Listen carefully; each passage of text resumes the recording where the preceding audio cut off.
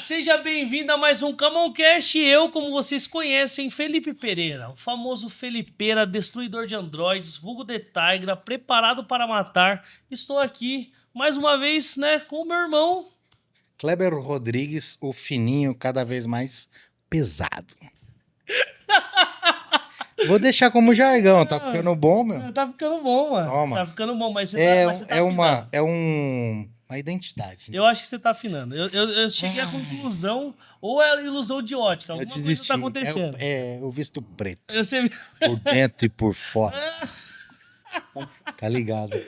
Galera, a gente tá começando aqui mais um episódio do Camoncast e eu queria apresentar, assim, por cima, o nosso amigo Matis, que a gente vai falar sobre o assunto aí de internet, YouTube, WWE, pra você que gosta aí desse mundo da luta livre, né? Pra você que não conhece também, né?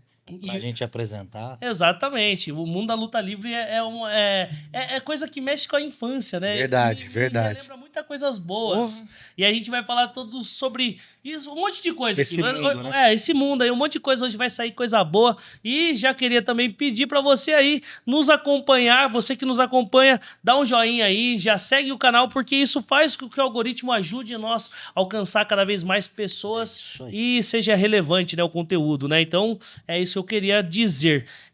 Para começar, eu também queria falar sobre os nossos patrocinadores e começando por ele, Michel Tomás Sushi, nosso amiguíssimo, um cara que realmente tem feito a diferença pra gente, né? Todo episódio tá aqui com a gente, né, ô Clebinho? É constrangedor o carinho do cara, né? Mano, E o capricho. Mas não é só pra nós não, tá, galera? Para exatamente. todos que passam ali, que tenham contato com o Michel, vai ter contato com o capricho, além do bom gosto, produtos de qualidade, enfim, meu, o QR Code tá na tela, você consegue ter acesso ao menu, preço, vai ser um preço justo com material de muito boa qualidade. E eu queria falar pra você que você também ganha com isso, tá? Você entrando em contato com o Michel Tomás Sushi, falando que veio pelo Camoncast, você tem hot roll em dobro, tá? Então você vai pedir a sua porção de hot roll, você vai ganhar hot roll em dobro, falando que veio pelo Camoncast, né? Então é só entrar aí no QR Code que tá na tela e fazer seu pedido, que você não vai se arrepender, né? Falando do próximo patrocinador, Nenescar. Meu, Nenescar me livrou de uma essa semana, meu amigo. O que aconteceu? Eu bati a roda na Fernão Dias. Meu, foi um arregaço. Ele recuperou a roda tá... Porque assim, você sabia que uma roda você não vai encontrar. E se for original GM, é quase 3 conto, velho. Dependendo da roda, você nem é exatamente. exclusiva, né? Enfim, pneus, roda, ele além de recuperação, montagem, alinhamento, balanceamento, tem também um laudo sobre injeção eletrônica e tem mais outra. O homem endoidou rodas e pneus em 10 vezes sem juros. 10 vezes sem juros? 10 vezes sem Caraca, juros, meu amigo. nem eu tava sabendo disso. Exatamente. Não, agora não tem mais desculpa, Não né? tem, Pra não você aí que quer dar uma geralzinha no seu carro, fazer toda a Trocar o preventiva, sapatinho. né? Deixar ele fino, né? Dar aquele fino trato. Nenescar tá na tela aqui, QR Code. Vai lá, fala que você veio pelo Camoncast, que aí você tem aí 10 vezes 10 sem vezes. juros. Beleza. Coisa boa demais, Ganha né? alinhamento e balanceamento. Ganha... então aí, ó, não tem mais desculpa. Coloca o carro em ordem aí, segurança em primeiro lugar e vai lá, que Nenescar é o nosso parceiro e pode ser o seu também aí. E o nosso próximo patrocinador, eu queria falar pra você que quer meter o shape esse ano. Então, eu quero te convidar a você fazer parte aí da equipe X-Prime. A X-Prime hoje, ela é uma das academias mais bem equipadas, muito bem localizada, tá? Principalmente aqui em Bragança Paulista, ela tá bem na região aqui da entrada de Bragança, região do Lago do Tabuão.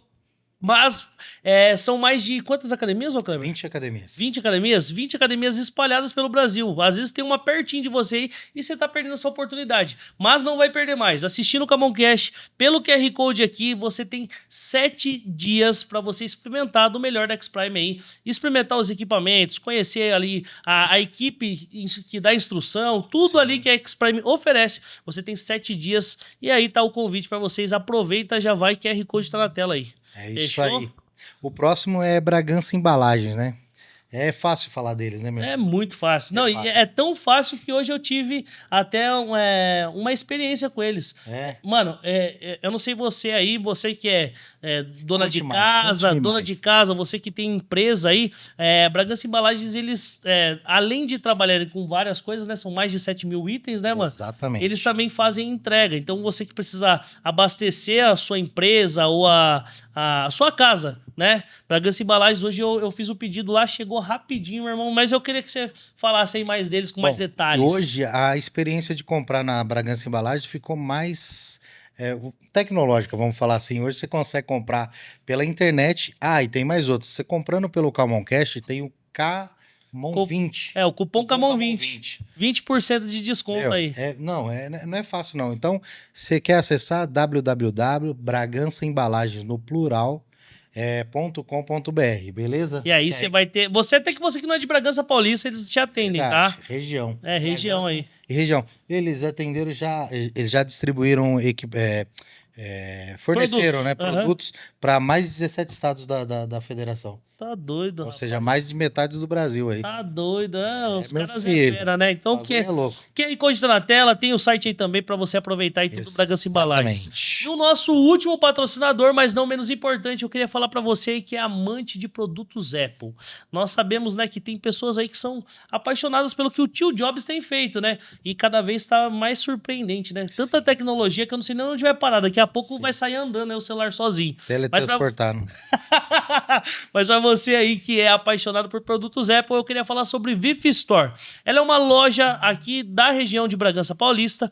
Ela é uma loja especializada em toda a parte de Apple. Onde ela está localizada, filho? Lago do Taboão, na entrada também, ali, facinho, No né? Carraro? Chegou Carraro Tower. Aí, ó. É só chegar ali que você com certeza vai ser bem atendido, tá? Ali toda a parte de vendas, manutenção, acessórios, proteção para o seu celular, você vai encontrar na VIF Store. E pelo QR Code, você falando que veio pelo Camon Cash, você adquirindo o seu produto Apple, você vai ganhar um copo Stanley. Então, além de você sair aí com sua tecnologia atualizada, né? Ou reparada, no caso, você ainda também ganha um copo Stanley e sai hidratado também, né, meu irmão? Tecnológico e hidratado. Tecnológico hidratado. É Gostei isso aí. de ver. E galera, vamos pro nosso episódio, né? Eu acho que já tá mais que na hora, né? Eu queria apresentar pra vocês aí Mats Alves, o cara do WWE aí. Seja bem-vindo, meu irmão. Muito obrigado por você ter vindo, né? Ele tem essa cara de gente boa, mas ele é um matador profissional É. nos rings. Você sabe que no Brasil, nos anos 80, teve um lutador que tinha essa alcunha, né? Era o Aquiles, o Matador. Porque quando ele teve uma luta que o oponente dele, ele sofria de um problema, né, que eles não sabiam, problema no cérebro, e ele tinha o jeito de bater, de dar aquelas marteladas na cabeça. E acabou que agravou um dos problemas dele, Puts. e por acidente o oponente acabou falecendo. E aí acabou que nos outros episódios dos programas, quando foram anunciar ele, eles acabaram, se eu não me engano, foi o Valadares, anunciou, ó, tá vindo aí um cara que, ó, já matou gente, hein? Aquiles ou Matador. Aí pegou... cara, Não era antes? não disso? era antes, era só Aquiles, e depois virou Aquiles ou Matador. E aí doideira, ficou... mano. Foi um dos grandes nomes aí da luta livre no Brasil nos anos 80, junto com Michel Serdan, Mr. Argentina, Ted Boy Marini, por aí vai. Mano, eu assisti esse cara no ofício da Sim. profissão, Ted Boy Marino, mano. Cara, eu lembro que na minha época de moleque, eu gostava de assistir, tinha um cara que fazia filme, mano. Um alemão que tem um bigodão assim. Hulk Hogan. É, o Hulk Hogan, verdade. Mano, ele tem algum a ver com os moleques, com os Hogan? No Brasil, não. Hulk Hogan foi um grande nome da luta livre nos Estados Unidos. na Não, WWE. beleza. Ele Ele fez vários filmes, mano. Ele fez uma série de filmes aí, ele lutou tanto na WWE quanto na WCW. Foi o maior nome aí, pelo menos nos anos 80, Do mundo, né? no mundo. No mundo. No mundo. Mano, ele tá coroa, mas coroa mesmo, deve Sim. estar com 70 anos. Por aí. Mano, e ele tá em forma, velho. Ele é brasileiro, esse cara aí? Americano. Eu tenho um cara que eu conheço, é um bigodudo, um lourão, e É eu esse não aí. sei se ele... É esse aí, Provavelmente é esse. Com certeza. Provavelmente com é esse. certeza. Esse. Mas aqui no Brasil Brasil, um dos caras também que era careca e tinha o bigode era o Michel Serdan, que foi Sim. muito famoso durante muito tempo aí. Também já tá senhor já, se eu não me engano. Tá já vivo. tá vivo, Pô, mas graças a quase Deus. chegando aí aos seus 80 anos já. Eu não sei se você sabe, mas aqui hoje a gente tem um Montanha.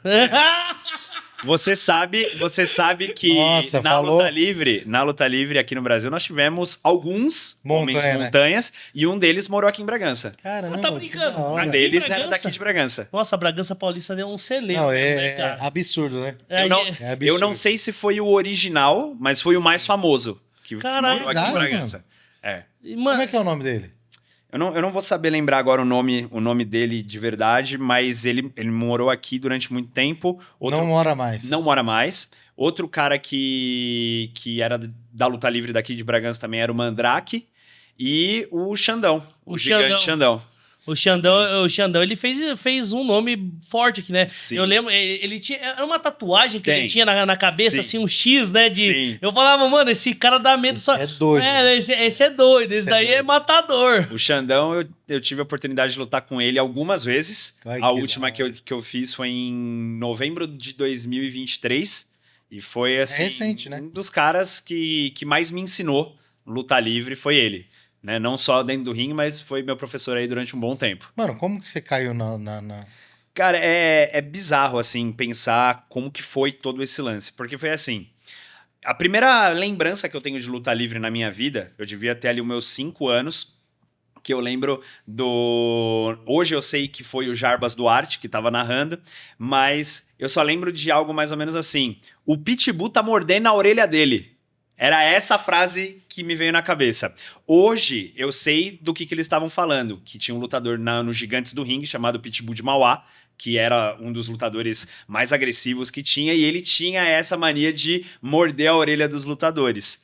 Essa é a primeira lembrança que eu tenho a respeito de luta livre, mas a minha história com luta livre, de fato, ela começou ali perto de 2005, quando eu assisti WWE pela primeira vez, na casa de um amigo, mas ela se intensificou a partir de 2008. Por quê? Porque em janeiro de 2008 foi quando o SBT trouxe a WWE pro Brasil, que tinha Que foi onde deu programa... aquela estourada. Foi aonde estourou, porque era WWE, luta livre na TV e tal. Tinha lá o Michel Serdan e o Jarbas Duarte como Sim. narradores.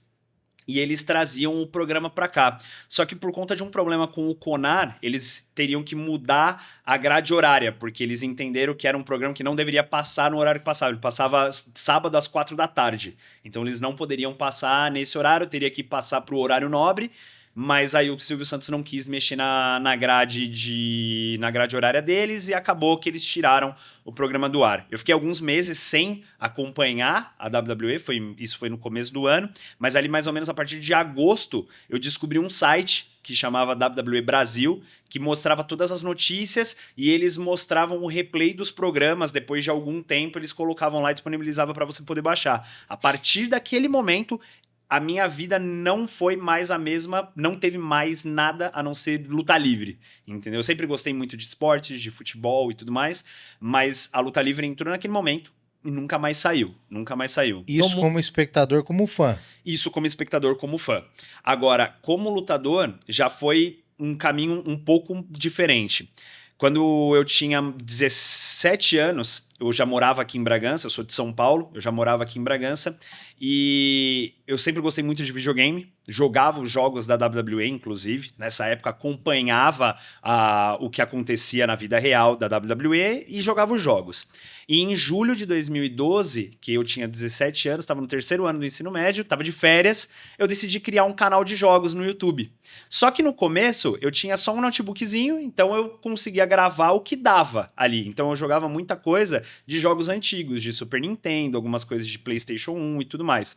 Quando teve a virada do ano de 2012 para 2013, eu fiz um upgrade no computador e eu consegui comprar algo que chama placa de captura. Essa placa de captura me permitia capturar jogos de PlayStation 3. E aí sim eu comecei a colocar os jogos de luta livre. Só que os jogos de luta livre, eles entraram por conta de ser mais um tipo de jogo que eu ia colocar. Porque eu fazia diversos jogos. Meu canal era de jogos. E aí entrou em janeiro de 2013... eu comprei o jogo da WWE 2013, ele é um jogo que lança anualmente, inclusive o próximo agora, o 2015, lança sexta-feira, então vou ter uma maratona de gravações aí pra fazer. E aí eu comecei a gravar esses vídeos. O que eu falo é que assim, a minha questão de carreira de luta livre, ela veio muito da sorte. Por quê?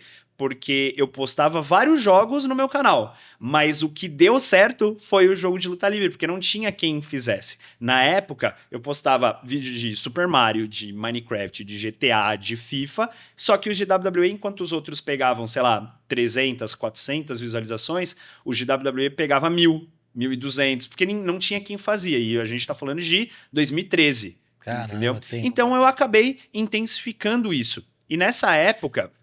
é muito diferente do que é hoje. Nessa época, fazer um vídeo por dia era algo completamente estranho para a galera de games. Para a galera de games, o negócio era fazer 3, 4 vídeos por dia, porque era algo muito mais simples de ser feito, porque o conteúdo que o pessoal consumia era mais simples. Então você ia lá, jogava, fazia os comentários, colocava no editor, cortava alguma coisa se precisasse e subia para o YouTube, era muito mais simples. Eu fiquei alguns anos fazendo nessa pegada, até que em 2014, o que eu fazia durante esse tempo? Tinha os eventos, os eventos da WWE, que eu assistia e depois comentava durante esses vídeos, só que o pessoal começou a pedir para eu falar a respeito das notícias. Então, O que tava rolando. O que estava rolando de fato. Então, eu criei um quadro no meu canal chamado Wrestling News, né, as notícias do mundo do wrestling, que eu pegava ali 4, 5 notícias, pegava de alguns sites que às vezes tinha parceria para divulgar o site e tal, e aí eu comecei a falar sobre as notícias. Até que de 2014 para 2015 saiu uma notícia de que a WWE estava vindo para o Brasil para pegar atletas, na verdade, pegar atletas e levar para o Performance Center deles lá em Orlando, e eles iam fazer um teste, que eles chamam de tryout. E aí, eles iam fazer esse teste com pelo menos 8 atletas brasileiros e, se eles gostassem de alguém, eles iriam contratar. Uma pergunta. Claro. Eu não vejo muitos centros de treinamento de luta livre. Uhum. Porque o wrestling é até uma disciplina no colégio, no high school, né? Americano, No sim. americano. E aqui no Brasil não tem isso. Como é Sim. que era feito isso? Como é que era feita essa seleção? Então, no caso, eles levaram atletas de outras modalidades. Ah. Eles levaram atletas do jiu-jitsu, do MMA, porque na verdade eles queriam do o quê? grappling. Na verdade, não, tinha um cara que era do grappling, que era o Jaúde, o Adrian Jaúde, que ele tem um irmão dele, o Anthony também, ambos já lutaram pelo Brasil nas Olimpíadas e tudo mais. O Anthony, inclusive, virou comentarista do Sport TV nas Olimpíadas e tal. Mas eles pegaram atletas de outras modalidades. Só que, aqui no Brasil, existiam duas escolas, vamos dizer assim. Uma era os Gigantes do Ringue e uma era a BWF. Uhum. E dentro dos Gigantes do Ringue não tinham ninguém que eles queriam, mas dentro da BWF tinha um lutador, que era o César Bononi. Esse cara foi um dos escolhidos para ir para lá junto com esses outros atletas para poder fazer o teste. E no fim ele ficaram acho que 3 ou 4 dias lá, fizeram o teste e ele junto com o Adrian Jaúde foram contratados pela WWE. Caraca. Então, surgiu essa notícia de, a WWE tá vindo e tal, aí, surgiu a notícia de que um lutador da BWF foi selecionado para ir, e depois surgiu a notícia de que, o lutador da BWF foi contratado. Foi quando eu conheci a BWF de fato. Pode crer. E aí, a BWF fazia alguns shows em São Paulo. E um dos shows que ela fazia era no Anime Friends. O Anime Friends é um evento de cultura geek, Sim. né? E cultura japonesa. Então, você encontra gente lá de cosplay, de jogos, de anime. Tem banda japonesa que vem tocar, tem revista em quadrinho, mangá. Você vê como é Tipo aleatório. que tem aqui em Bragança. Exatamente. Pode crer. Exatamente. Só que o Anime Friends é o maior da América Latina. Só. E a BWF fazia apresentações lá das lutas e eles faziam um negócio chamado workshop, que era o quê? Chama a galera que tá passando, vem aprender aqui como que cai, vem aprender como é que bate e tal. E eu fui assistir esse evento. Foi em julho de 2015. Aí eu fui assistir, eu lembro que foi algo mágico pra mim, porque apesar de eu acompanhar a WWE, obviamente a estrutura que a BWF tem não chega nem perto do que a WWE tem. É óbvio isso. Uhum. Mas olhar para um ringue a primeira vez assim, na frente, poder tipo, passar a mão e tal, foi algo incrível pra mim. E aí eu conversei com o Bob Jr., que é o presidente, o dono da BWF, falei pra ele quem eu era, eu falei, ó, eu tenho um canal de games, na época o meu canal, ele tinha mais ou menos, eu fiquei assim, ó, 2 anos com o meu canal pra bater 10 mil inscritos. Só que quando lançou, no ano de 2015, quando lançou o WWE 2015, foi o primeiro jogo para PlayStation 4. Então você tirava toda a antiga geração de PlayStation 3, Xbox 360, e veio para o PlayStation 4 e Xbox One. Então veio com gráficos melhores, uma jogatina diferente, eles trouxeram um modo carreira, que você criava o seu personagem Sim. e fazia a sua história. De janeiro de 2015 a julho, o meu canal pulou de 10 mil para 30 mil seguidores. Caraca, rápido. Foi rápido. E aí eu falei pro Bob Jr. quem eu era e tal. Nessa época eu fazia lives antes dos eventos, dos eventos principais, dos pay-per-views, que a gente chama que tem uma vez por mês. Eu fazia uma live, então assim, vai ter o evento no domingo à noite. Eu ia lá no domingo à tarde, fazia uma live, eu entrava no jogo, jogava as lutas que iam ter, né? Simulava as lutas que iam ter ali e falava com a galera, conversava falando assim, eu acho que quem vai ganhar é o lutador tal. Eu acho que quem vai ganhar é essa dupla aqui. Mas por quê? Porque eu acho que a história tá encaminhando pra isso e tal, e conversava com o público nessa medida. E aí eu conversei com o Bob Jr., ele falou pra mim onde ficava a academia ficava na zona leste de São Paulo, e ele falou, cara, vai lá treinar, vai fazer uma aula, só que na época, pra mim era muito complicado ir. Pode crer. Entendeu? Em 2015 e tal. Você tinha quantos anos mais ou menos assim? Eu tinha 20 anos já. Em 2015 eu tinha 20 anos, mas eu fazia faculdade, morava com os meus pais. Aquela correria. Era uma correria. E aí, passaram 6 meses, a BWF fez outro evento, dessa vez foi no Ressaca Friends, que é basicamente um Anime Friends, só que um pouco menor. E aí eu fui de novo. Nesse momento, o meu canal já tinha passado de 30 para 80 mil inscritos. Esse lance do modo carreira estourou o meu canal, entendeu? E nessa época eu postava 3, 4 vídeos por dia, entendeu? Fazia um monte de vídeo e assim, ainda postava vídeos de outros jogos, mas se eu postava 5 vídeos, 3 era de WWE e os outros 2 era de outros jogos e por aí vai, entendeu? O assunto era sempre o mesmo, mas você foi streamer primeiro pra depois ser lutador. Exatamente, porque aí em 2015, no final do ano, no Ressaca Friends, aí eu fiz o workshop. Foi a primeira vez que eu subi no ringue, aí eu tomei um golpe, aí eu bati. Na semana seguinte do evento, o evento, eu lembro que ele foi no final de semana, aí teve o Natal no meio da semana, o final de semana e o Ano Novo, no meio da outra semana. No outro fim de semana, eu tava na academia treinando. Desde então, janeiro de 2016, desde então eu nunca mais parei de treinar. Eu fiquei 6 meses só treinando, até que teve o Anime Friends de 2016, e aí lá eu estreiei como lutador. Então eu tô desde julho de 2016 como lutador da BWF. Mano, e que louco você ouvir isso daí, porque passou um filme na minha cabeça, mano. Passou literalmente um filme, porque eu lembro que na época que eu era mais novo, e quando começou esse negócio de WWE, luta livre na TV e tal, e aí tinha os jogos, pra você ter uma noção, na casa dos meus pais eram separados e tal, e aí de final de semana eu passava o final de semana na casa do meu pai. Lá, ele era casado com uma outra mulher e tal, e ela tinha um filho. A gente virava madrugada jogando WWE, porque era um dos poucos jogos que dava pra se jogar multiplayer. E de cooperação, você poder cooperar um com o outro ali na luta e tal. Né? Era um ajudando o outro. Então, mano, a gente virava a noite, mano, jogando e viajando. Não, e a gente tinha até aquela dupla que você deve conhecer com certeza, o Jeff Hardy e o Matt Hardy. Sim. Mano, eu pirava. Eu falei, mano, esses caras é louco, mano. E o Jeff Hardy, pra mim, eu falava, mano, ele tinha uma fama de ser o anjo voador, não é? Eu não sei o anjo voador, louco, porque assim, teve um lance enquanto ainda tava o programa no SBT, que ele derruba um cara fora da arena ali e ele sobe nos mastros que tinha de quase 4 metros de altura e pula em cima do cara. Mano, entendeu? Esse cara era muito louco, mano. Mas assim, é característico da luta livre isso, né? Sim. Que é lúdico, mas tipo assim, mano, você tem ideia lúdico. Eu falava isso, não é lúdico não, mano. Quando eu era moleque, tinha um cara, mano, que ele vinha arrastando um caixão, mano. O Undertaker, pode crer. Chapéuzão aqui e tal. Aquela música de ele com a marcha capa, fúnebre. Ele com a capa, tá ligado? Arrastando, mano, um caixão. Que era aquele cara que tava em cima do ringue, mano. Que ele ia colocar. Maluco, era mó. Era mó barato. É muito incrível. E aí aquilo prende, né, mano? A atenção. Porque eu vejo que o que te atraiu, na realidade, é o que atrai todo menino, vamos falar assim. Sim. Pô, acho que é um apelo que tem que ser feito, mano. Tinha que ter mais essa parada, né? Porque assim, ó, a luta de contato é bom pra você se defender e tal. Sim. Mas isso cria a parada do super-herói, né, mano? Sim. Pô, você se encaixar naquilo ali. Com certeza. Eu acho que é.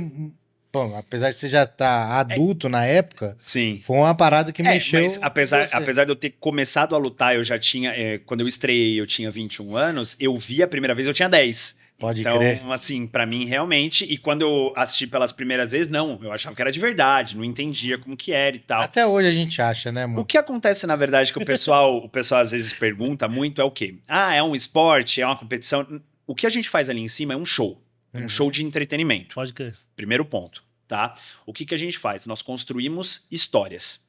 Nós não somos uma competição. Então eu tô lutando com você, eu não tô preocupado em te machucar. Eu não tô preocupado em ganhar ou perder de você. Paralisar, Porque né? quando a gente sobe no ringue, a gente já sabe quem vai ganhar e quem vai perder. Se vai ter uma interrupção no meio do caminho de outro lutador e tudo mais, a gente já sabe tudo isso que vai acontecer.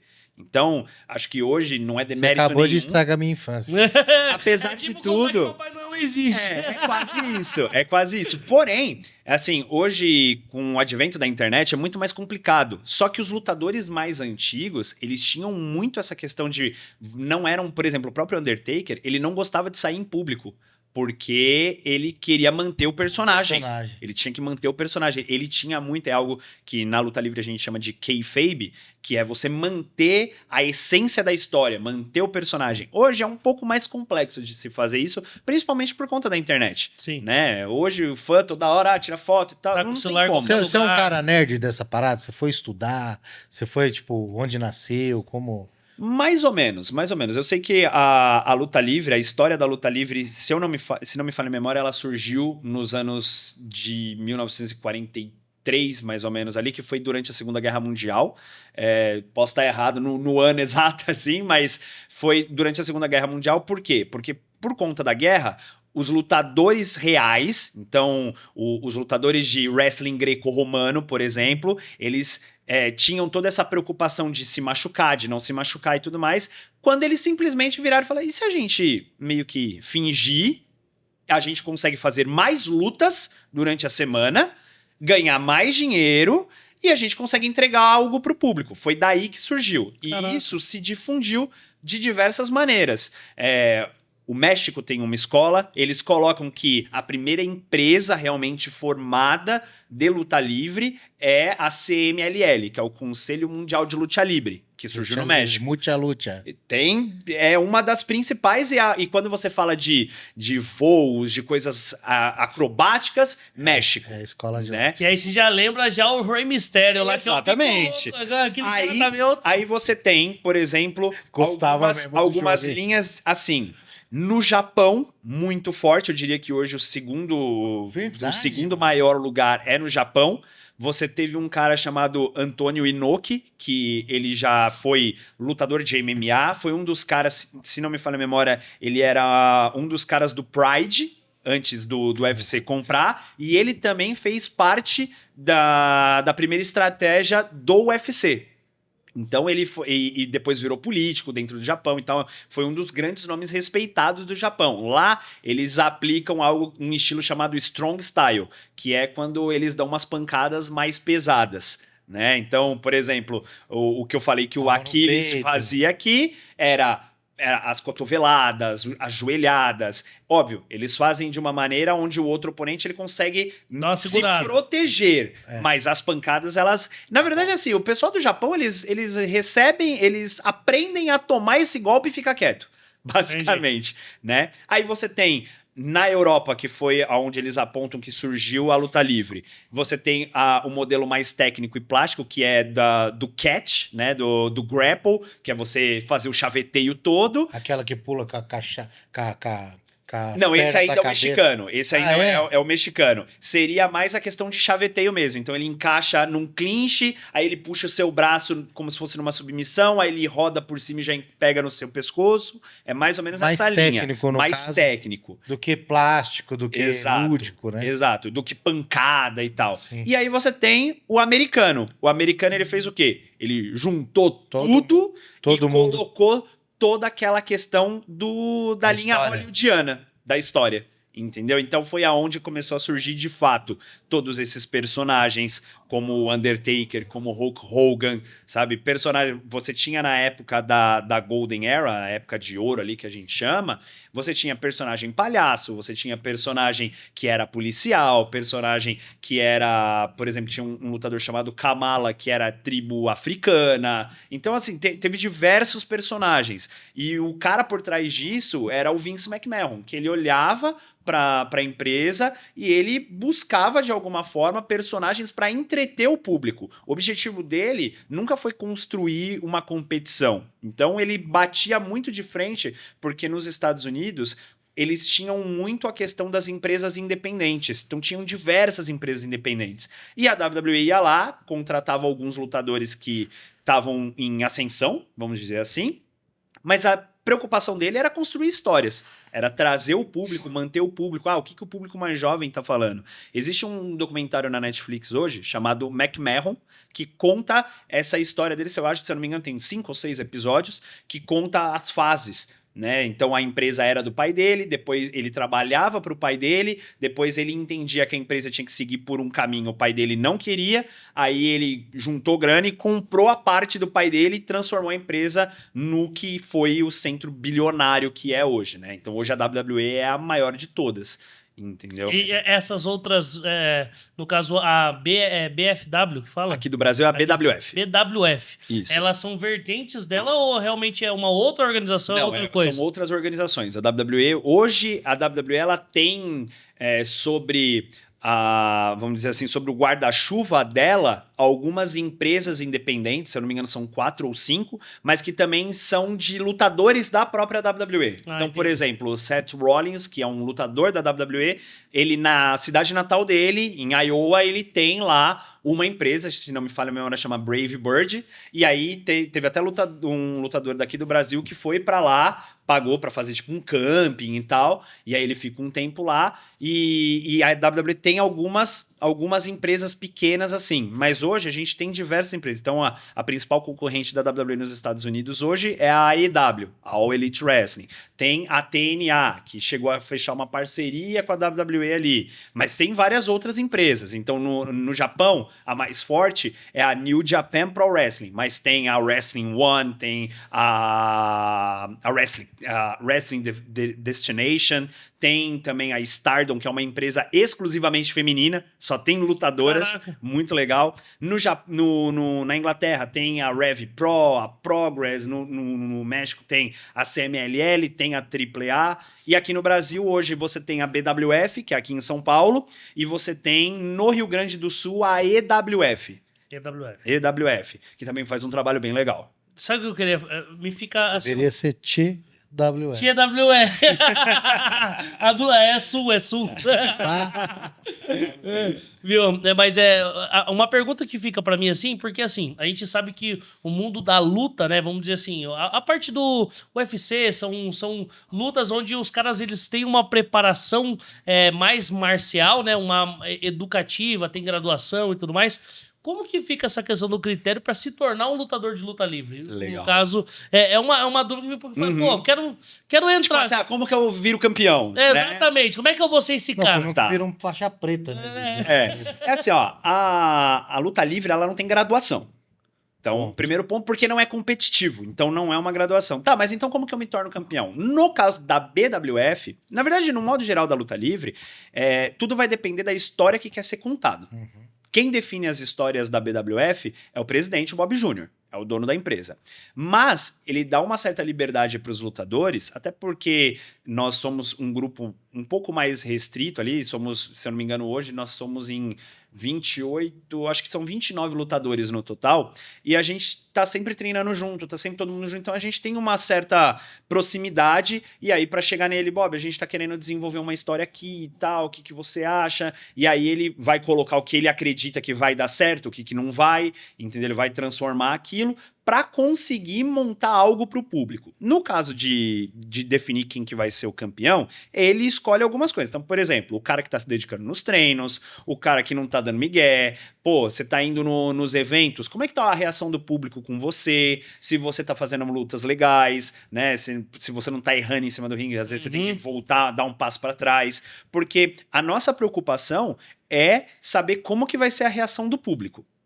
Então, quem dita a luta é sempre o cara do mal. Então, você tem um bonzinho e você tem um vilão. Quem dita a luta é sempre o vilão. Por quê? Porque ele precisa fazer coisas que o público odeie ele ali, para a hora que o mocinho reagir, o público vir junto com ele. Entendeu? Ele é como se ele tivesse mais ferramentas para ele poder trabalhar a história, Exatamente. Né? Então é ele colocar o mocinho na corda, mostrar o mocinho sofrendo. Ah, tá vendo? Esse aqui é o herói de vocês, né? Aí o juiz não tá vendo, ele vai lá e dá um golpe baixo, por exemplo. Hoje, pega a cadeira, né? Hoje o meu personagem, ele é de vilão. Eu fiquei 5 anos como bonzinho e virei vilão. Eu tenho uma dupla com o Rurik Jr., Nós temos uma dupla chamada Dinastia Rurik, por conta do pai dele, que também chamava Rurik e tudo mais. E aí, nas minhas lutas, ele sempre me acompanha.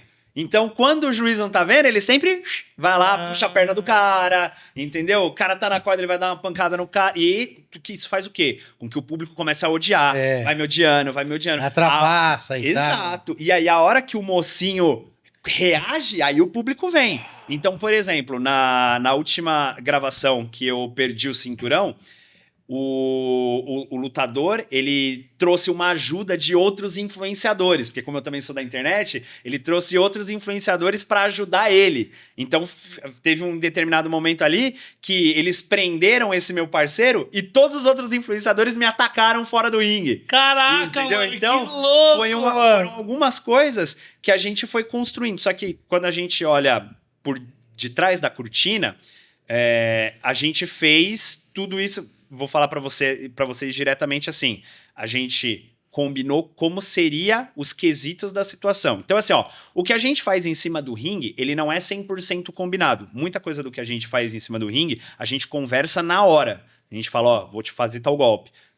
A gente tem maneiras de falar pro público não ver, então às vezes coloca a mão, coloca o cara numa chave, conversa com ele aqui, entendeu? Pra ele não entender, então põe a mão na boca e tal, pro público não ver, mas ele tá sabendo o que tá acontecendo. Às vezes, tipo, o cara fez uma sequência muito rápida, deu uma cansada aqui, dá uma segurada, entendeu? Então tem diversas maneiras da gente fazer isso, mas a gente monta a luta, existe algo chamado psicologia de ringue, que é pra gente ir montando justamente qual é o momento certo pro mocinho reagir, pro vilão atacar de novo, né? Pra hora que o mocinho tá quase reagindo, o vilão vai lá e bate nele de novo. Então, existem esses pontos, então, esses momentos a gente marca e depois a gente só vai construindo isso, vai tecendo essa teia em cima do ringue conversando. Existem lutadores que marcam a luta inteira? Existem.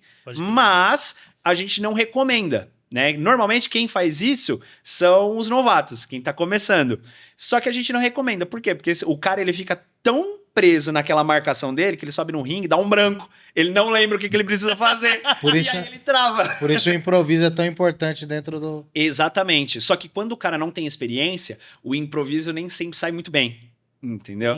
Então fica nítido que ele se perdeu no que ele precisava fazer. Ele ia pra fazer um golpe, o golpe não saiu do jeito que ele queria, e aí ele vai tentar fazer o golpe de novo, e aí ele entra o nervosismo, ele erra de novo. Então, a gente sempre tenta cuidar disso com os novatos pra, não marca a luta inteira. Por isso que dificilmente o Bob Jr. coloca pra estrear novato com novato. Ele sempre coloca o novato com um cara que tem mais experiência, pro cara que tem mais experiência conseguir conduzindo a luta. É como se fosse uma dança, né? Vamos dizer assim.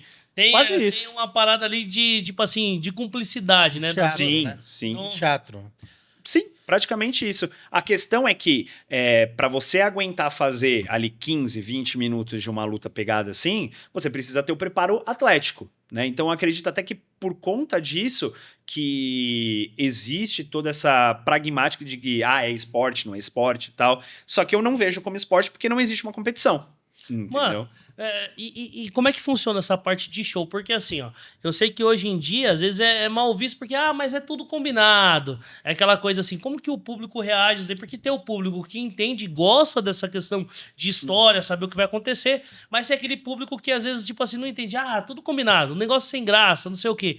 Como que essa preparação pra vocês, assim, de falar, pô, é combinado. O que você tem a dizer sobre isso, desse ser combinado? Ou como é que você vê, vamos dizer assim, tá pronto, é isso aqui. Como que você entende disso? É assim, ó, eu particularmente, hoje eu já passei da época de querer ficar debatendo na internet, você não entende de nada. Não, se o cara falar é combinado, vou dar um exemplo pra vocês. No meu TikTok eu postei um vídeo recentemente de um evento da WWE que teve sábado. E aí esse vídeo pegou mais de 100 mil visualizações. Quando estoura a bolha, sempre aparece a galera nos comentários. Como que gosta disso se é tudo combinado? Por que ele fica tão exaltado se é falso? E aí eu tenho mais a maneira de querer educar a galera, de falar assim, cara, é um show, né? E hoje muitos fãs já pegaram esse lance de querer educar. Então quando o pessoal fala, é falso, é combinado, o cara fala, mas você não assiste um filme? Você não assiste uma série? Uma novela? É exatamente a mesma coisa. Exatamente. Você não assiste Velozes e Furiosos? Aquilo é uma apelação, né? Então. O cara dá um mortal com o carro. Eu falo pra galera, às vezes eu tenho essa mania de falar que o mesmo cara que tá, ele gosta de lutar livre, é falso, era o cara que tava no cinema assistindo Vingadores, Guerra Infinita. Meu Deus do céu, ele estalou os dedos, sabe? Chorando quando o Homem de Ferro morre. O Homem de Ferro morreu, o Homem-Aranha virou pó, entendeu? O cara... O último Homem-Aranha agora, pra quem, assim como eu, assistiu os primeiros filmes do Tobey Maguire, entendeu? Depois assistiu os filmes do Andrew Garfield, viu os 3 Homem-Aranhas, pô, eu achei incrível. A cena deles fazendo assim, nossa, que remete aos quadrinhos, ao desenho. Quando ele consegue salvar a Gwen, né? A Gwen morreu, né? A Mary Jane. Mary Jane. Que ele, assim, pra mim... O pessoal que assiste isso e fica encantado, mas não consegue ver isso na luta livre, é porque realmente não deu uma oportunidade, mas existiram problemas no passado, principalmente ali entre os anos 80 e os anos 90, porque assim, a casa da luta livre no Brasil era o circo. Então fazia parte do espetáculo. Só que eles tinham uma mania... que eu particularmente não gosto. Se você falar com lutadores do passado, eles vão achar isso aí maravilhoso, mas qual que era? Eles faziam um show e depois sempre tinha um ou outro que falava, isso aí é tudo marmelada. E aí eles meio que incentivavam ao cara subir em cima do ringue e querer fazer uma luta de verdade. Eu acho que isso não deveria acontecer. E dava um pau no cara. Só que pensa assim, o cara que é lutador, ele tá preparado pra tomar essas pancadas. Aí você pega um tiozinho que nunca fez nada na vida.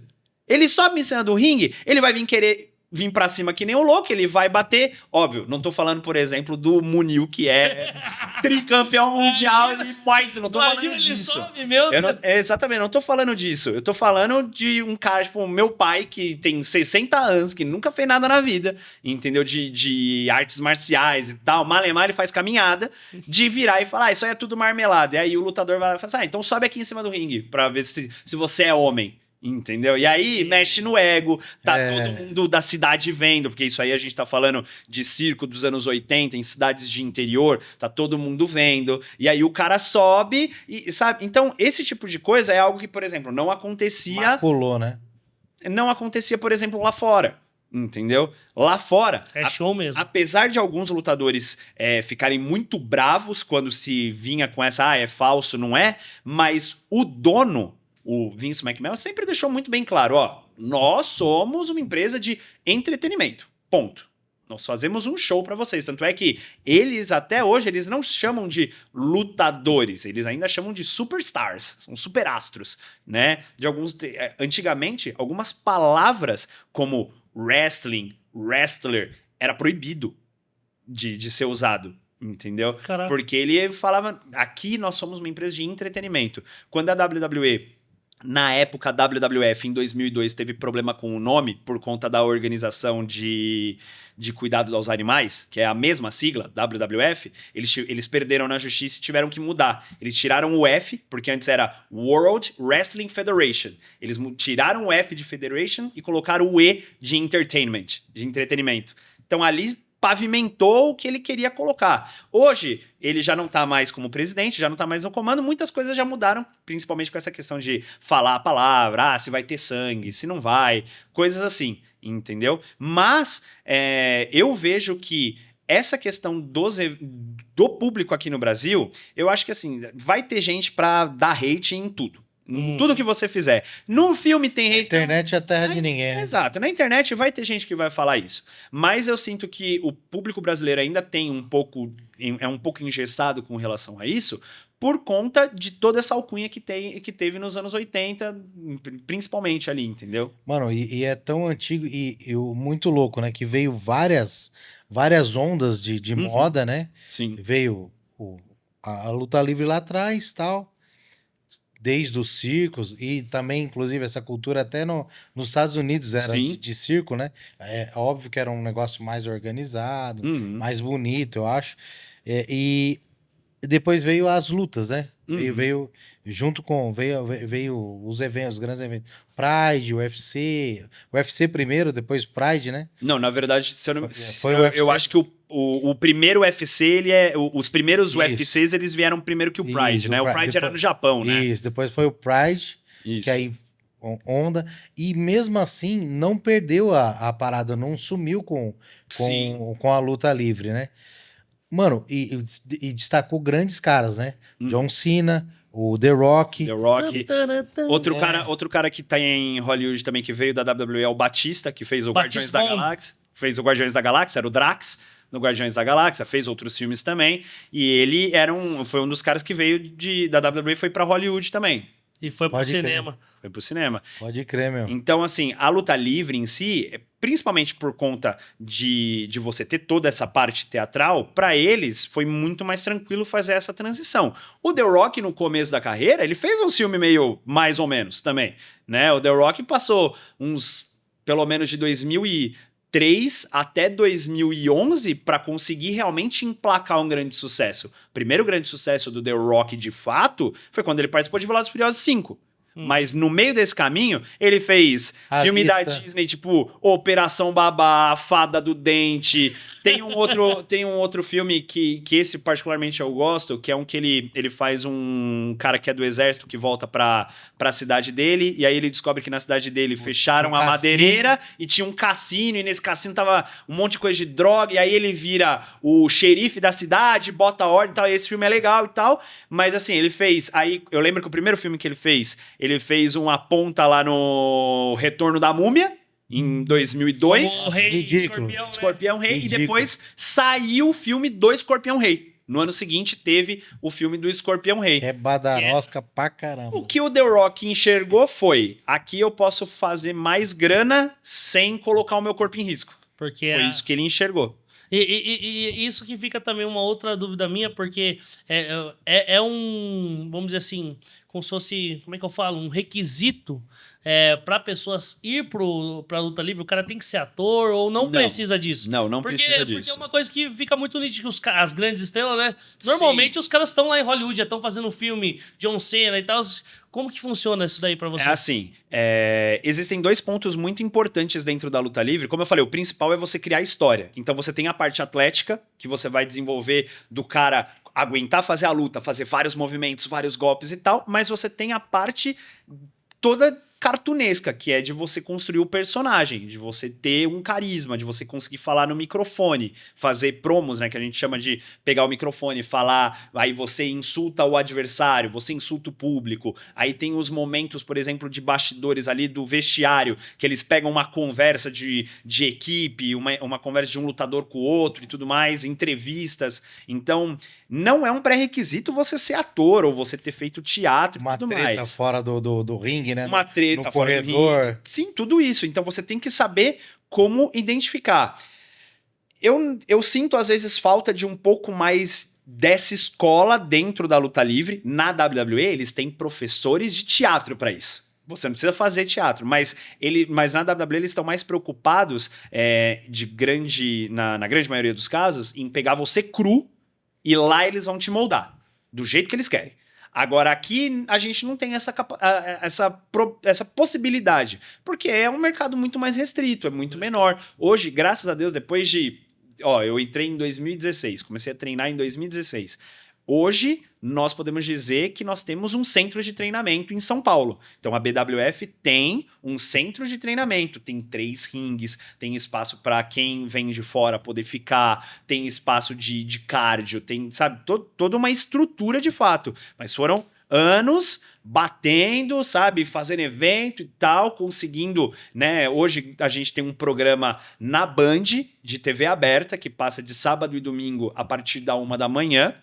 Então, quando a gente faz as gravações da Band, a gente pega, por exemplo, agora no final de março, provavelmente nós vamos ter uma gravação, então tem um ginásio que é feito, pega toda uma estrutura e tudo mais, a gente faz uma gravação de mais ou menos ali entre 9 a 10 lutas, mais as entrevistas, e aí a gente consegue montar um programa para o mês inteiro. Então, a gente tem um mês inteiro de programa que vai ser passado na Band, né? Mas assim, a gente ficou de 2022 até metade ali de 2024, na verdade, metade de 2022 até início de 2024 na Band Esportes. Aí a audiência foi boa, transferiram a gente pra Band. Agora a gente tem um contrato com a Band de algum tempo ali, acho que eu não vou me recordar agora se são 3 anos, mas que a gente consegue ter esse horário, e aí a ideia é o quê? Melhorar ainda mais a audiência para começar a abaixar o horário, para colocar num horário melhor, para conseguir mais audiência, entendeu? E aí com isso entra patrocinador e tudo mais, mas é assim, a gente sabe que aí não é um sofrimento só da luta livre,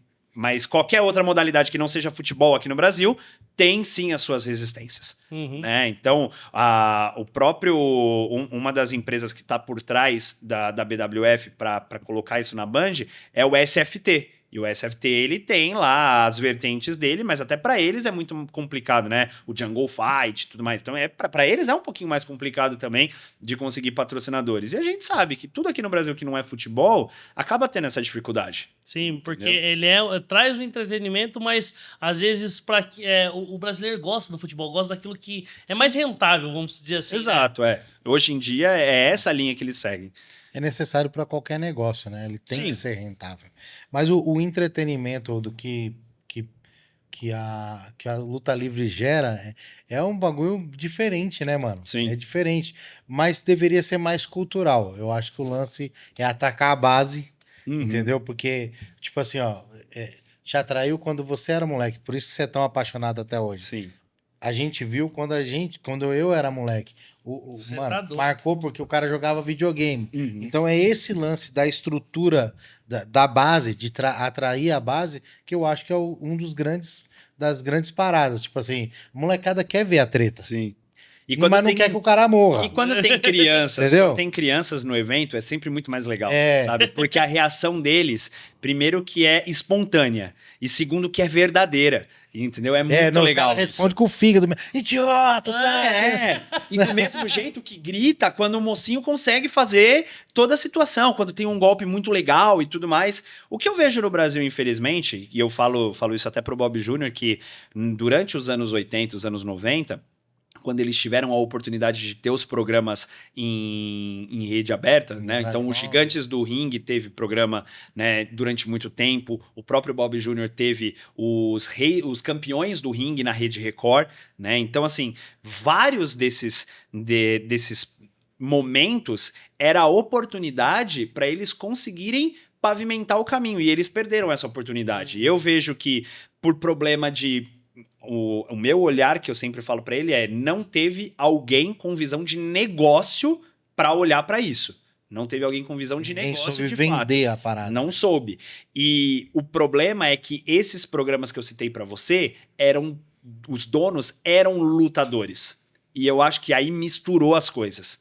Entendeu? Porque vem aquele lance da paixão, né, pelo negócio. Eu não vou dizer que tinha... De um lado, eu vou dizer que no caso dos Gigantes do Ringue, o Michel Serdan, sim, ele tinha um pouco do ego ali de que ele tinha que ser o campeão e tal, né? Mas no caso do Bob Jr., eu vi ele dando oportunidade para muitos dos lutadores, mas os próprios lutadores muitas vezes boicotavam a situação, sabe? Então imagina isso, olha... eu chego numa cidade com uma equipe, a equipe tem 10 lutadores. Aí eu fecho com a prefeitura da cidade, o show vai custar tanto, tem tantos lutadores, vão ter tantas lutas, em tal dia a gente leva o ringue e tal, que não sei o quê.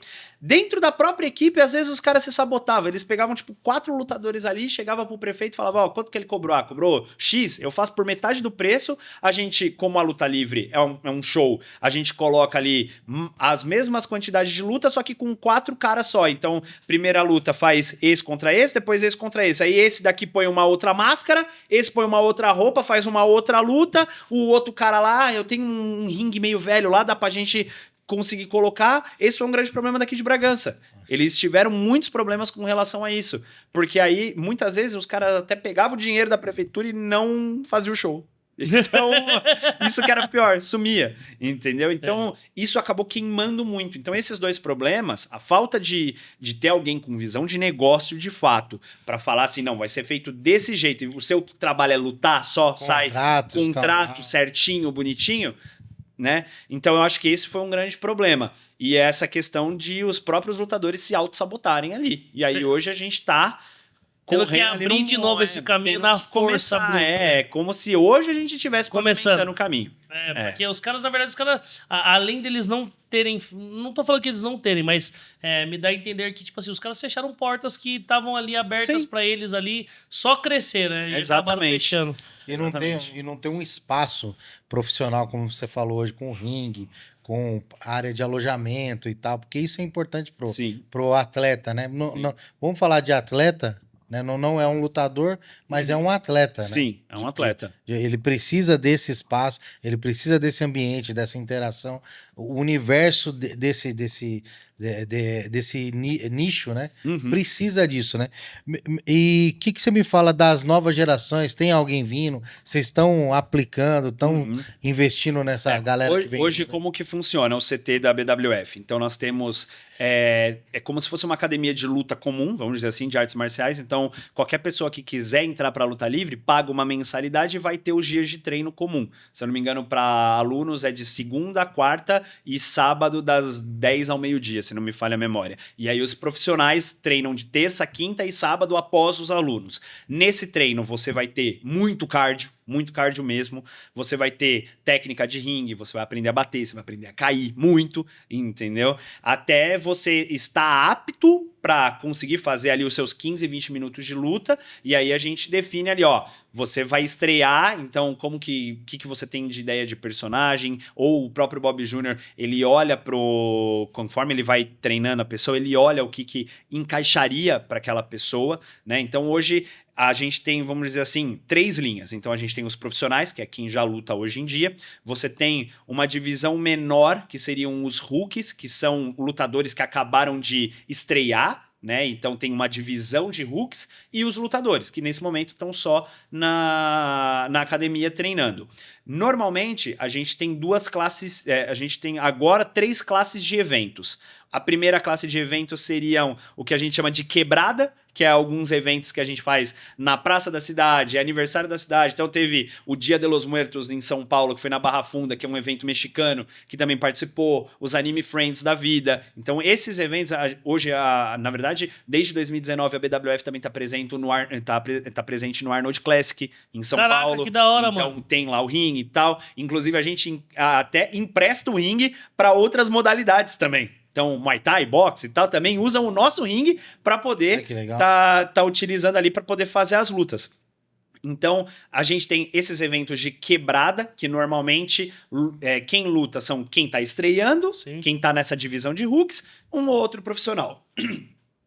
Depois, a gente tem os eventos que agora voltou, que é o BWF In-House, que a gente tinha quando a gente tinha a nossa academia antiga. Agora que a gente tem o CT de treinamento, voltou nesse último sábado. Foi um evento muito legal, que é um evento que a gente cobrou ingresso, lotou, zerou os ingressos, foi realmente muito legal. Claro, um preço simbólico, se eu não me engano foi R$25 o ingresso, e mais 1 quilo de alimento que a gente iria fazer a doação, mas teve 150 pessoas na casa. Caraca, muito mano. legal. E aí a gente tem as gravações da Band, e aí as gravações só lutadores...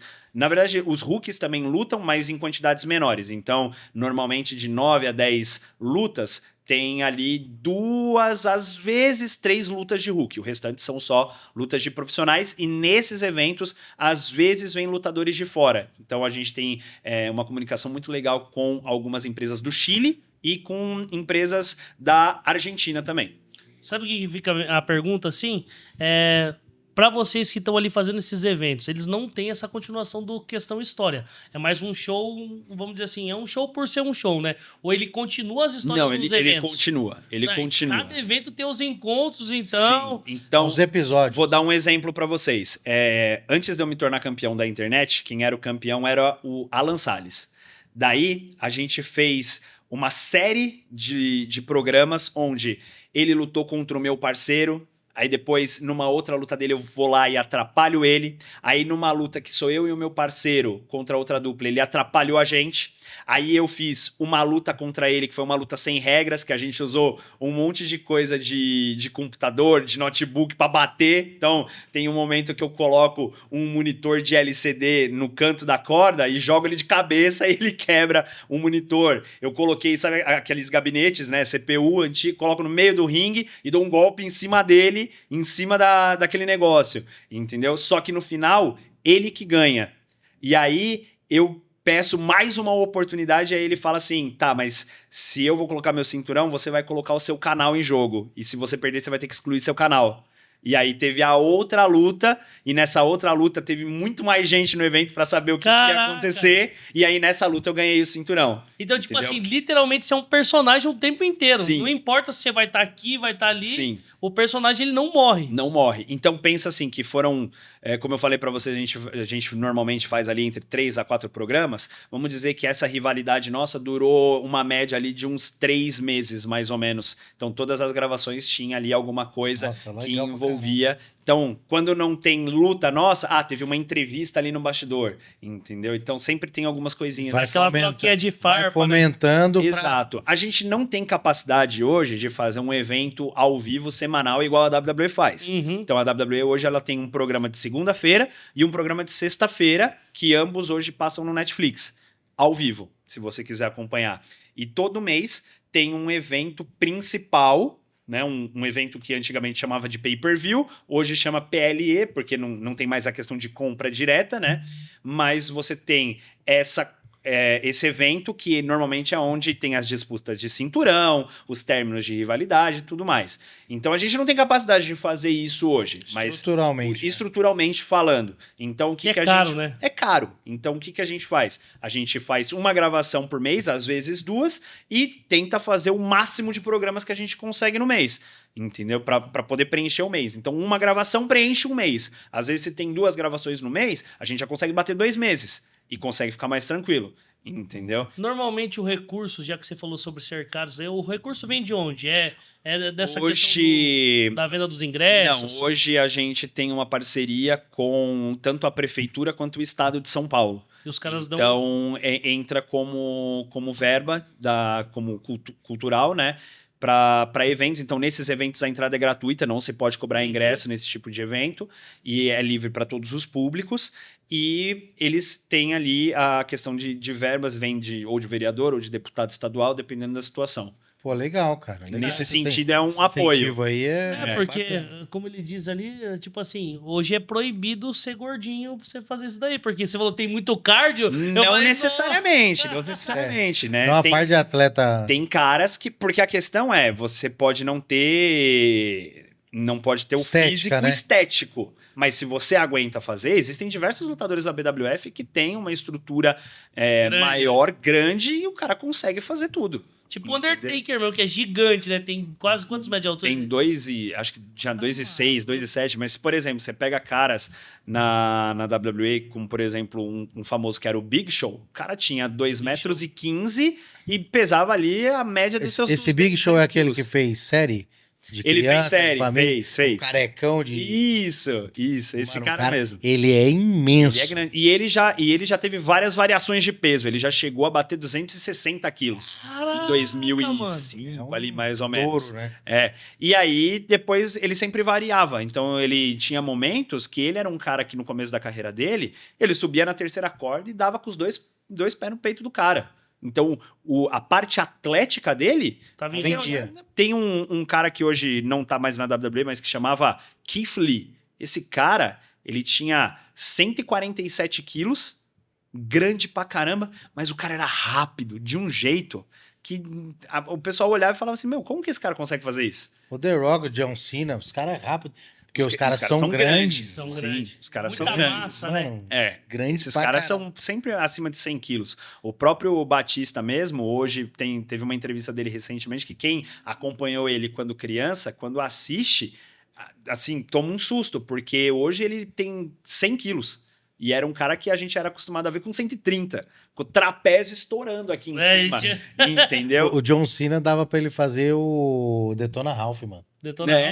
É claro que assim, hoje em dia, todos esses caras também já passaram Sim, dos 50 anos. diminuiu e tal, pra caramba, né? Aí é normal, né? Com exceção do The Rock, que parece que cada ano que passa o cara tá maior. Ele é um. Né? Como é que chama? Igual o Thor lá. Eu esqueci o nome da linhagem do Thor. De Asgard, né? Asgard. Os O cara cara, quanto mais envelhece, melhor fica. melhor fica, né? O pai dele era O sinistro. pai também. dele também. O pai dele também foi lutador. É. O Rock Johnson Aham. também foi lutador. O avô dele também foi. Verdade. Na verdade, o avô eu assim, não sabia. eles têm uma dinastia gigante. A WWE, inclusive, explorou isso como história, porque o principal campeão da WWE até metade do ano passado era um cara chamado Roman Reigns, que inclusive participou daquele filme que teve uma vertente do Velozes e Furiosos, que era o Hobbs e Shaw, que era do Sei. The Sim, Rock sim, e outro sim. cara. Quando ele vai lá pra Samoa, que tem a Sim. família dele, um dos caras que tá ali é lutador, que é o Roman Reigns. Ele foi campeão durante 3 anos e meio da WWE, ele não perdia pra ninguém, e aí ele tinha um grupo que chamava Bloodline, que era de linhagem de sangue.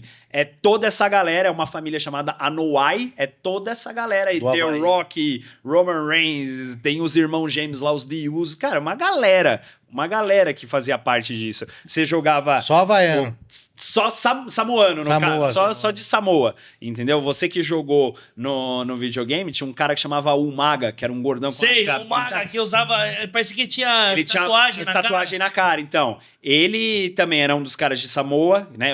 Infelizmente ele faleceu, mas ele é um dos caras de Samoa que o filho dele também já tá lutando. Então, assim, toda essa pegada, toda essa família, tem 40 pessoas ali na árvore genealógica que faziam parte desse negócio. Que da Então é hora. muito familiar. Aqui no Brasil, hoje, só tem um cara, né? Tirando o próprio Bob Jr., que o pai dele também lutava, que era o Bob Léo, só tem um cara que é de família lutadora, que é o meu parceiro, que é o Rurik Jr., o pai dele, que é antigamente conhecido como Diabo Loiro. Ele, Caramba! o pai dele, quando teve o programa do Campeões do Ringue Sim. na Record, precisou mudar de nome, porque não podia colocar um cara com o nome de Diabo na Record. Então colocou essa pegada desse lutador alemão De chamado capeta. de Rurik. Capeta. É. Então colocou o cara chamado de Rurik. E aí quando ele começou a lutar, ele fez um personagem parecido com o pai, mas era Beto Anjo Loiro. Anjo E Lobo. aí ele Aí pode ir na Record. ele descoloria o cabelo, deixava o cabelo loiro. Aí e ele era bonzinho. Quando ele virou do mal, ele mudou o nome dele pra Rurik Jr. Entendeu? Ah. Então, ele fez os caminhos ali igual o pai. Ele é o único cara hoje em atividade que vem de família. O restante, não. Que vem de herança da. Exato. Deixa eu fazer uma pergunta, e essa daí eu acho que, pra mim, é o que mais vai fazer sentido pra gente entender melhor. Ego. Dentro do UFC. Como é que funciona esse lance de ego? Do UFC não, perdão. Da luta livre. Da luta livre, do WWE. Porque, assim, todo mundo quer ser o campeão. Uhum. Todo mundo quer aparecer ali uma hora. Como que é, tipo assim, essa questão de ego? Ela é conversada? Ou já assim, ó. aconteceu alguém de o cara saiu da história? Não, eu quero ser o campeão, eu vou sair da história. Já aconteceu isso? Olha, na BWF, eu vou dizer desde a época que eu entrei, não tem muito disso. Por quê? Porque basicamente todo mundo veio crescendo junto. Então, assim, a maioria da galera que tá lá hoje, né, começou a lutar ou ali em 2013 ou 2014, e eu entrei em 2016, veio uma galera que veio ali em 2017, 2018, e a gente foi crescendo todo mundo junto, todo mundo treina sempre junto e tal. Então, é mais fácil da gente lidar. E o Bob Jr. consegue comandar isso muito bem. Mas como eu falei, no início do que isso trazia pra gente ali dos anos 80, anos 90, cara, era né? Tipo assim, ó, eu não perco pra esse cara. Ó, eu não vou perder pra ninguém, né? Tem um documentário da luta livre brasileira chamado Monstros do Ringue. E nesse documentário tem um momento que mostra um pouco da rivalidade do Mr. Argentina com o Aquiles. E aí eles estavam combinando a luta e o Mr. Argentina ele fala, ó, eu vou, mas eu não vou perder pra ninguém. E aí, quando ele vai fazer a luta com o Aquiles, ele fala, ó, então a gente vai fazer o seguinte, você me dá um golpe, eu te dou outro. Você me dá 2, eu te dou 2. E é bom você cair, porque senão eu vou te derrubar de verdade.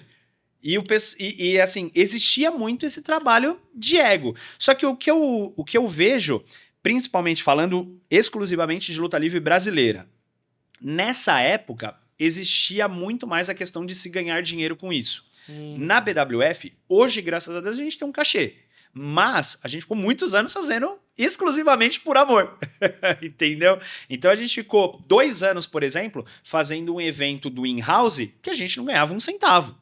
E a gente se divertia, a gente queria estar lá pra lutar. O ego, ele chegava só até a parte do eu quero estar no show, entendeu? Entendi. Depois disso, o que viesse disso, beleza, entendeu? E se tem algum problema específico ali de ego e tal, o próprio Bob Jr. hoje, ele é um cara cristão, ele é um cara que tá sempre conversando com a gente sobre isso, então ele chama o lutador e fala assim, meu, o que tá acontecendo? Ah, é por causa disso, disso e disso. Ah, tô me sentindo, sei lá, desvalorizado. Daí ele fala, então vamos fazer o seguinte, eu quero você no treino aqui tal dia, tal dia, tal dia, tal dia, se dedicando, não dando migué, e na hora que você subir no ringue e fizer a luta, se a luta for boa e tal, depois de 2, 3 lutas a gente vê e se você estiver bem, a gente pode conversar de lutar pelo cinturão. Beleza? Beleza. Se o cara também não quer e quer ficar arrumando muita confusão, ele corta. Só É, rapa É empresa, né? É o que o pessoal lá gosta de falar de geladeira. Vai ficar na geladeira um pouquinho, entendeu? Fica lá uns 2, 3 meses. Tá melhor? Não? Então fica 6 pra ver se... É pro cara entender que é uma equipe, né? Exato. É uma equipe. Exato. eu acho que é a primeira luta que não tem contra, né? Todo Então, mundo se ajuda, né? agora, quando a gente fala, vou dar um exemplo pra vocês de WWE, É que quando as dá coisas... o cinturão, o cara vira um protagonista, né? Então, na WWE existem algumas outras coisas que diferem. Então, por exemplo, todo lutador lá tem um contrato com um salário fixo. Só que se você... Hoje a WWE ela tá no Netflix, mas até ano passado, por exemplo, todo contrato televisivo que a WWE fazia, eles iam lá e você tinha royalties de horário. Então, quando o lutador aparecia na televisão, ele ganhava um valor a mais. Quando ele tá na televisão numa história legal, ele vende mais mercadoria. Se ele vende mais mercadoria, ele ganha a porcentagem da mercadoria que ele vende. Se ele é campeão, ele tem mais destaque. Ele vai nos programas, ele vai, por exemplo, no Jimmy Fallon, ele vai em outros podcasts, então ele consegue ter mais visibilidade. Mais visibilidade é um contrato maior no final das contas. Então ali existe uma parada de ego ainda um pouco maior. Entendeu? Mas porque tem... E aí, querendo ou não, envolveu grana. Já era. Mexeu no bolso, o coração do cara muda. Não tem jeito. Agora, com a gente aqui, não. É muito mais sossegado. Entendeu? É muito mais tranquilo. A gente, pra falar que a gente não tem problema com ego, eu vou falar que assim, ó, eu falo pro Bob Jr., ó, se vier lutador de fora, pode trazer lutador do Chile, da Argentina, não quer que for. Mas aqui os caras vão apanhar. Entendeu? Aqui os caras vão Na história, apanhar. né? Na história. Em cima do ringue, o cara não... Porque aí a gente parte do pressuposto de que quando a gente vai lá, a gente não é tratado, né, no paninho, assim, igual a gente faz aqui. Então, se a gente vai pra lá e o cara trata mal, aqui a gente também não vai dar um baita de um tratamento pro cara. Mas o Bob Jr., quando traz, isso só em cima do ringue, tá? Quando o Bob Jr. traz o cara, é passagem, é hospedagem, é que agora tem o CT, não tem mais a parte de hospedagem, mas alimentação, qualquer parte de... Além do cachê pra luta, então tudo isso é coberto. É tratado com dignidade. É tratado com dignidade. E além da dignidade, é a gente começar a encarar isso de forma profissional como um trabalho, né? Óbvio, não dá pra viver de luta livre no Brasil hoje. Pelo menos nós, lutadores. Não tem como. Eu acredito que hoje o único que vive de luta livre é o próprio Bob Jr. Mas o restante, a gente ganha um cachê por luta. Só que assim, por melhor que fosse o cachê, que a gente ganhasse R$1.000, tá muito longe disso, mas que a gente ganhasse R$1.000 por luta. A gente faz uma luta por mês, quem vive com R$1.000? Não tem como. Entendeu? E tem que se alimentar, tem custo de deslocamento. Exato. Enfim, toda vez que eu vou para São Paulo para lutar, você gasta aí no mínimo estourando pelo menos uns 100 conto de gasolina. brincando, entendeu? Então, fora toda essa situação, você tem alimentação lá, né? Então, às vezes, se você... se o cara... Você tem que fazer roupa, se o cara se machuca... Tem que se cuidar depois, entendeu? E por isso até que tem coisas que eu particularmente não gosto de me arriscar fazendo, porque no dia seguinte eu vou estar trabalhando, entendeu? Não tem o que fazer. Tenho filha para criar. É a vida, né? É a vida, não tem como. E assim, uma coisa eu já vi. A gente sabe que é uma coisa lúdica, né? Mas existem os acidentes. Você falou aí sobre acidente, existem os acidentes, né? Sim. Dos caras que vai fazer, não encaixa direito. Ou até, eu não sei aqui no Brasil, mas às vezes lá fora também, por essa questão de royalties e tal, tem o cara que vai fazer uma coisa meio que na maldade ali e tal. E essa parte aí, que não é lúdica, como que é lidada hoje? Aqui no Brasil foram poucos acidentes que eu presenciei. Eu tive dois acidentes sérios, assim, vamos dizer assim. Sérios no sentido de que, sei lá, fiquei uma semana meio ruim. O primeiro foi, na minha terceira luta, eu fui fazer um movimento que eu nunca tinha treinado, então imprudência minha, nunca tinha feito antes. Falei, vamos fazer, foi um movimento para fora do ringue, da terceira corda e tal. Eu acabei caindo de mau jeito e trinquei o osso do tornozelo. Fiquei 15 dias ali de botinha ortopédica. Beleza. O outro lance aconteceu no ano passado. Eu provavelmente tomei uma pancada no olho, não percebi na hora, o corpo estava quente.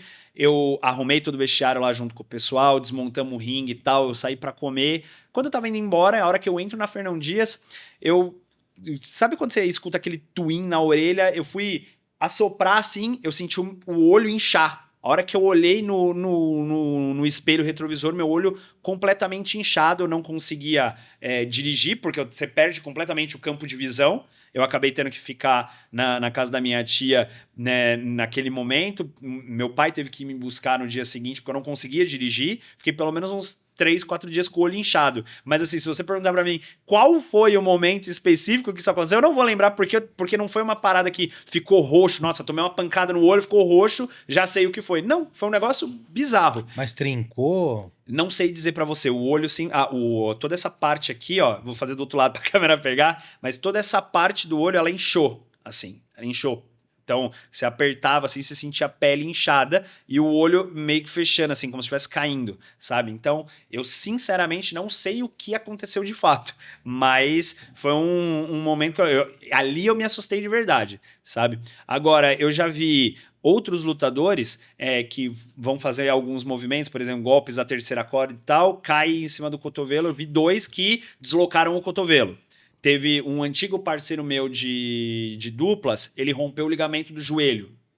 Na hora, foi fazer um movimento que acabou virando o joelho, entendeu? E acabou, né? Mas na WWE, por exemplo, a gente vê alguns casos um pouco mais sérios, né? Então, a gente tem o caso de um lutador que chama Big E, que ele caiu de pescoço durante um golpe, e ele fazem 2 anos que ele não luta mais.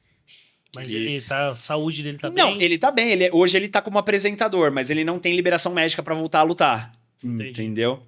Eu vi tem um vídeo famoso na internet, o cara vai dar com a cadeira, alguma coisa, e pega e corta, assim, entra um negócio de ferro. Aquilo é verdade? Não sei. Então, ali, só pelo corte é muito difícil da gente... Porque eles colocaram isso no Instagram tem, sei lá, 10 segundos. É muito difícil... O cara chega a dar uma joelhada. Ele tá com uma cadeira aqui, e nessa cadeira tem algumas pontas. E aí, qual que é o que a gente chama de spot, né? Que é o lance que vai ser feito. O cara vem correndo do outro lado e vem com o joelho na cadeira pra cadeira bater nele. Só que um dessas pontas acerta ele. E aí dá até a impressão de que ele tira e esguicha o sangue, né? Só que eu não consegui achar nada, eu não consegui nem identificar direito quem era o lutador, né? E esse tipo de coisa, quando acontece, é sempre em empresa independente. Não é em grandes empresas. Entendi. É sempre as empresas independentes que fazem umas loucuras, entendeu? Se você procurar luta hardcore ou tem uma empresa pequena chamada CZW, que era só de luta extrema, assim, né? Esses caras, eles fazem umas loucuras, desde usar bloco de concreto, fogo, espelho. Tinha uma empresa... Tinha uma empresa chamada... Talhadeira, britadeira. Era uns negócios... Os caras chegaram a usar até cortador de grama, que fica com aquelas... As hélices? Não a hélice, aquela cordinha, sabe? Sei. os caras usar aquilo, entendeu? Tem o mais famoso dentre essas empresas aí que o pessoal usa muito, é aquelas lâmpadas fluorescentes, sabe? Sei. Lâmpada de LED, os caras vêm com aqueles tubos na cabeça, entendeu? Tem uma Tudo empresa... pelo entretenimento. Tudo pelo entretenimento. Só que às vezes, aí é que a gente fala até onde vai a loucura, né? Porque a gente fala que lutador de luta livre tem um quê de loucura, porque ele vai bater, mas ele sabe que ele vai apanhar também. Então tem que ter um pouco de loucura pra fazer isso aí. Mas o cara que tá na WWE ganhando um contrato de $500 mil por ano, você entende fazer essas coisas.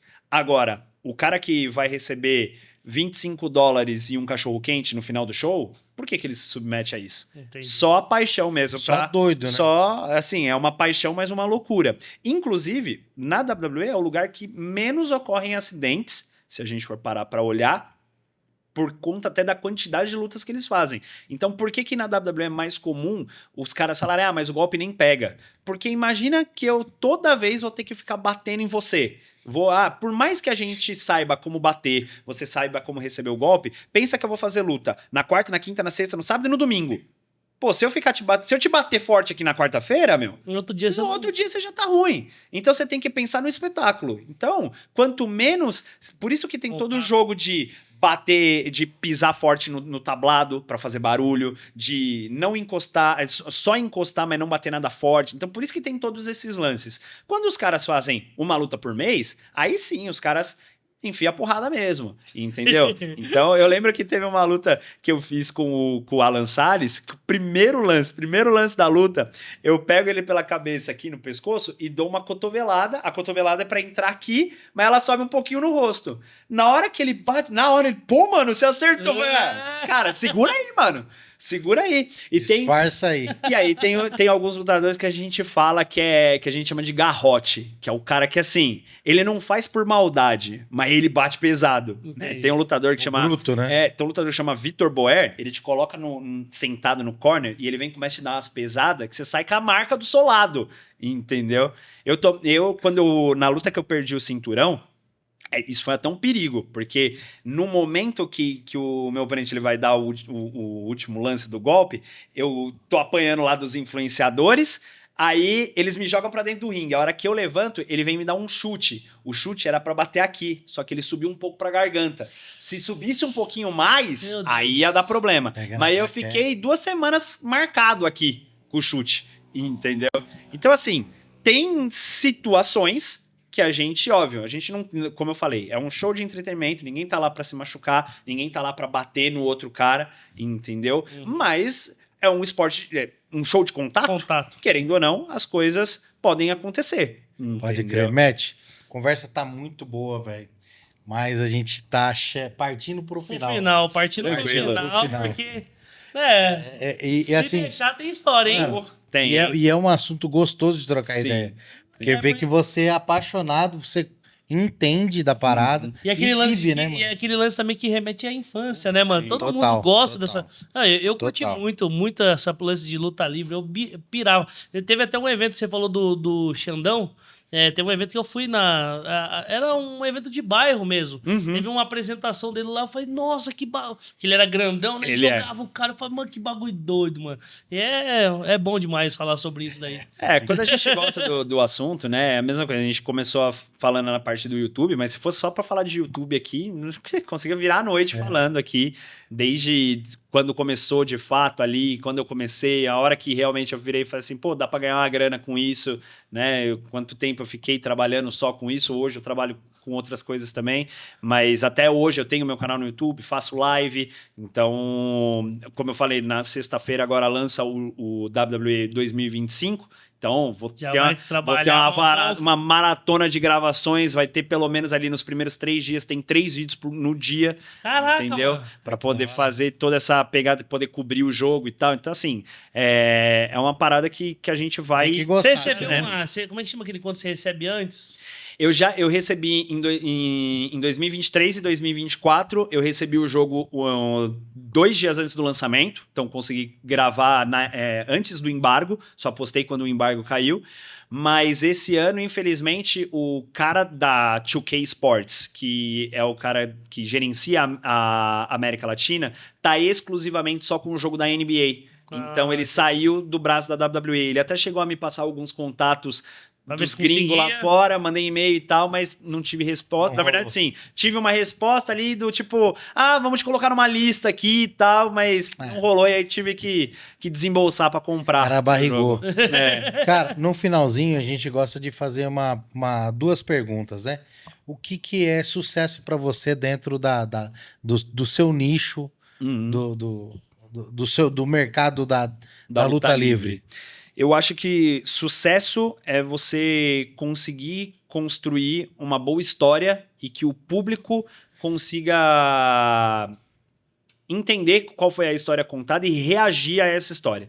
A pior coisa para um lutador é você fazer a sua luta e o público ficar em silêncio, não ter reação nenhuma. Então, o sucesso dentro da luta livre não é o cara que ganhou, o cara que perdeu, o cara que é campeão. É a história construída para o público reagir. Seja o público vaiando, porque quem eles queriam que ganhasse não ganhou, ou seja, o público aplaudindo e gritando porque viu o mocinho virar campeão. Entendeu? E você precisa ter esse feeling, né? É difícil também, né, mano? São muitos anos treinando e com a experiência você vai se adaptando muito. Mas é nessa pegada. Pode crer. Entendeu? E uma outra pergunta que a gente gosta de fazer também, Mati, é sobre o que te motiva, na verdade, a continuar fazendo o que você faz, ajudando essa galera, dando essas informações, lutando. O que te motiva a continuar fazendo isso daí? Hoje pra mim é mais porque eu vou ser bem honesto pra vocês, esse ano eu faço 30 anos, eu não tenho mais o sonho de viver de luta livre. Uma coisa que eu não contei pra vocês, mas em 2018 eu tive a oportunidade de fazer um tryout pra WWE, igual o que o César fez. Então, em 2017, houve um evento da BWF em que vieram os olheiros da WWE na época e eles selecionaram eu e mais outros 4 lutadores da BWF e nós fizemos, um ano depois, nós fizemos o tryout latino-americano, que veio, além de nós do Brasil, vários outros lutadores de Chile, Argentina, Colômbia, Venezuela, Equador, Bolívia e mais alguns atletas que não eram de luta livre. Então, só aqui do Brasil, por exemplo, foram acho que 8 meninas do jiu-jitsu, exclusivamente do jiu-jitsu. Inclusive, uma delas estava até ano passado ainda na WWE, que era a Rita Reis, que foi campeã mundial de jiu-jitsu. Ela era do Amazonas, lutava com uma pegada de indígena e tal. Então, assim, o meu objetivo com tudo isso é tentar fazer crescer, né?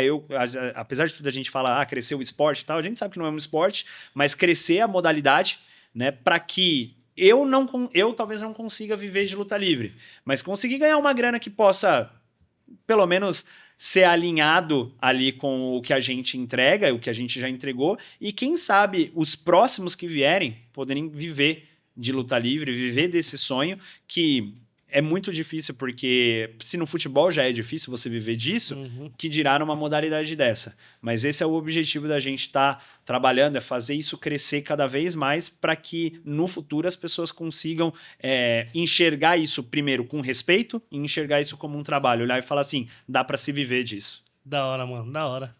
Normalmente, quando a gente vai finalizar também, a gente gosta de deixar votos, né? E eu queria deixar meu irmão aí fazer os votos aí, que ele é bom nisso. Rapaz, é bom. Na realidade, os votos são muito fáceis, né? Porque é um desejo da gente para o convidado, né? E, cara, eu vejo que você vem contando uma história há muito tempo. E é uma história de vida, é uma história de amor, né, mano? E, cara, que o Senhor ilumine a sua mente, né, meu? A sua capacidade criativa e te fortaleça no teu físico para que você continue contando e inspirando outras crianças, mano. Outros matches da vida, entende, mano? Porque não para em você. Sim. É o lance de você criar o futuro para outras pessoas virem. Você falou algumas vezes, né? Pavimentar e que você tenha esse sucesso É porque Obrigado. o sucesso não é, mais uma vez, é muito personal, né? Muito personalizado o sucesso, né? Às vezes o que é sucesso para mim não é sucesso para você, mas eu desejo a você que dentro desse universo da luta livre que você já alcançou, que você inspire outras pessoas a vir com você, sonhar esse sonho, criar essa história, porque isso aí é lindo, mano. É o lance da criatividade, é o lance do esporte, né? É o que afasta as pessoas da parte ruim da vida, né? Porque acaba Sim, tendo, e deve ter milhares de histórias, mas com eu faço certeza. votos que o Senhor te fortaleça nessa área, beleza? Obrigado. Que você não E, desanime. e assim, como a gente conversou aqui, a gente falou sobre muito história, né? E eu sei que a história ela tem o poder de transformar muita coisa, mano. Sim. O maior de todos eles, né? A história dele tem transformado a vida de muitas pessoas. E a história ela tem esse poder de transformação, seja algo bom, algo ruim, seja ser um mocinho, seja ser um vilão.